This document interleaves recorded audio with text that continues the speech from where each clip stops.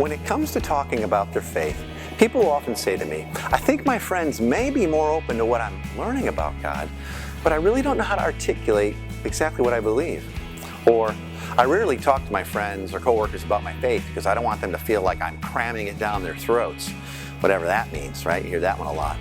Let me give you one cool thing that I like to do that has never been weird or perceived poorly by others in my life when I've done this. Instead of starting out a conversation about religion and Christianity by beginning with what we don't believe in common with another person and then debating about that with them, or going after some specific sin that I've observed in their life, like I'm their judge or something, I love pointing out how someone is an example of the kingdom of God breaking in, or how something they did reminds me of Jesus or what God is really like. It's a powerful experience for them. Most people have never experienced anything like that.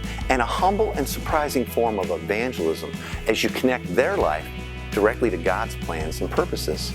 Let me give you an example or two. I once told a good friend of mine who's an atheist that the knowledge and wisdom with which he conducted his business was incredible to me. I said that I believe that all wisdom comes from God. And then I added, and I think you've got God-given wisdom, and it reminds me of what God is like at times. Well, I thought he was going to fall over.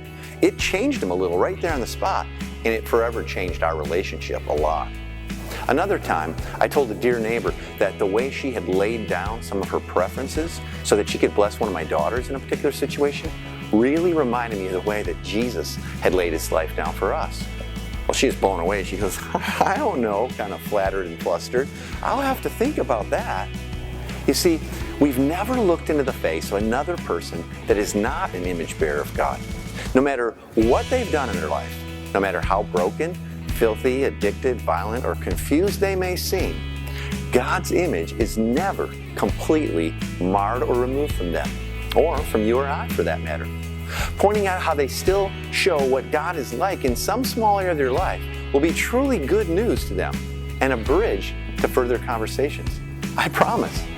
So if you've been afraid to share your faith with others, or just not sure where to start, the next best time to point out some good news in a person's life is now.